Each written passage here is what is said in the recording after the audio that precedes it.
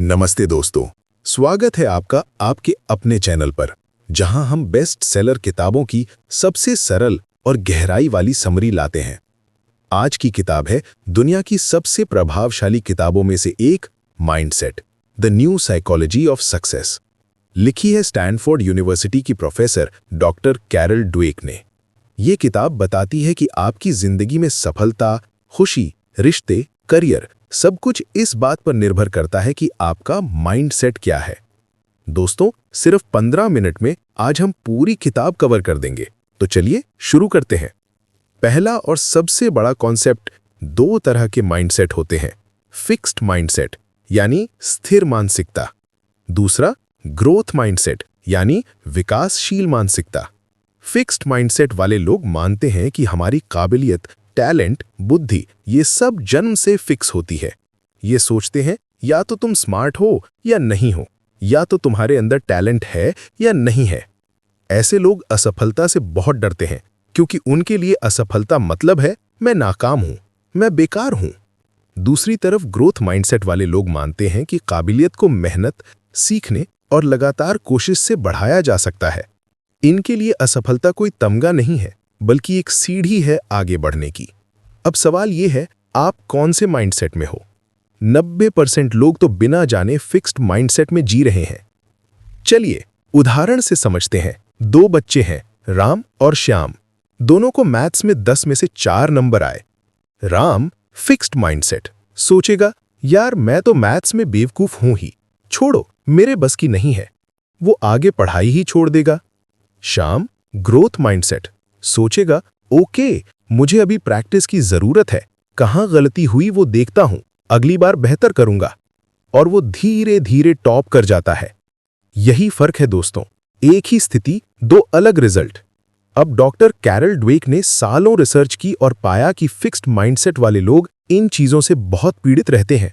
वो प्रशंसा सिर्फ टैलेंट की करते हैं, मेहनत की नहीं। मिसाल, बच्चे को बोलते हैं, वाह तू तो जीनियस है, बजाय वाह तूने कितनी मेहनत की। इससे बच्चा डरने लगता है कि कहीं अगली बार फेल हुआ तो लोग कहेंगे, अरे ये तो जीनियस नहीं निकला।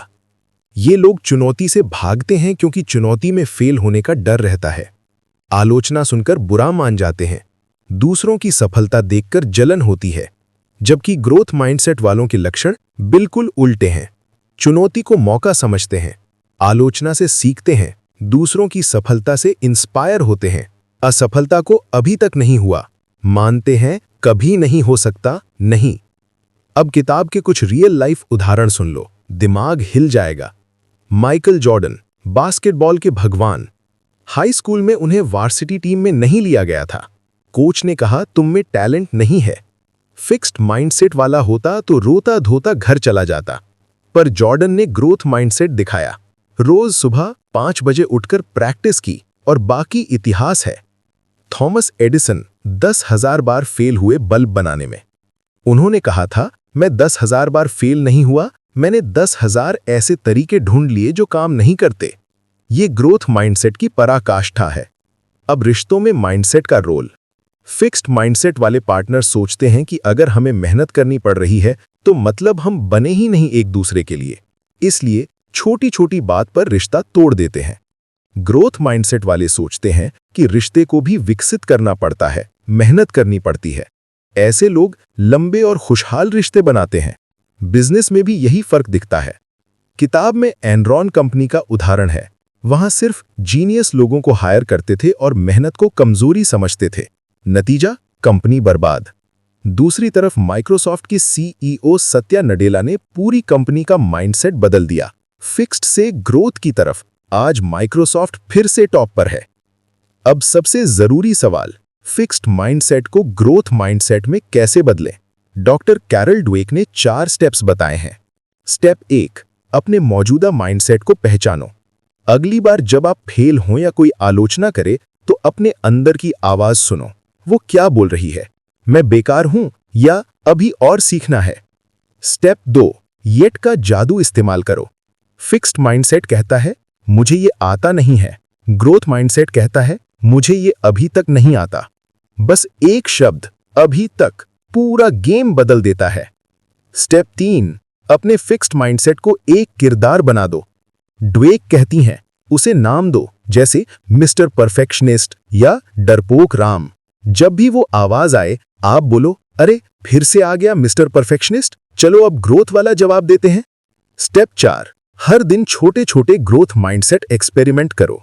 कोई नई स्किल सीखो, जैसे गिटार, कोडिंग, कुकिंग। जानबूझकर कोई चुनौती लो। जब कोई आपकी तारीफ करे तो बोलो, धन्यवाद, मैंने इसके लिए बहुत मेहनत की है। दोस्तों, सबसे खूबसूरत बात जो किताब में लिखी है वो ये है, माइंडसेट को बदला जा सकता है। ये कोई जन्मजात चीज नहीं है। आप आज से ही ग्रोथ माइंडसेट अपना सकते हैं। अंत में डॉक्टर कैरल ड्वेक का मैसेज है, becoming is better than being, यानी बनना हमेशा होने से बेहतर है। परफेक्ट बनने की कोशिश मत करो, बस लगातार बेहतर बनते रहो। तो दोस्तों, ये थी माइंडसेट किताब की पूरी समरी। अब आप बताओ कमेंट में, आप अभी तक फिक्स्ड माइंडसेट में ज्यादा थे या ग्रोथ में, और आज से कौन सा एक छोटा सा बदलाव करने वाले हो। अगर वीडियो पसंद आई तो लाइक करना बिल्कुल मत भूलना। चैनल को सब्सक्राइब कर लो और घंटी दबा दो, ताकि अगली किताब की समरी सबसे पहले आपको मिले। अगली वीडियो में मिलते हैं एक और लाइफ चेंजिंग किताब के साथ। तब तक ग्रो करो, सीखते रहो और जिंदगी को कमाल बनाओ। जय हिंद, जय भारत।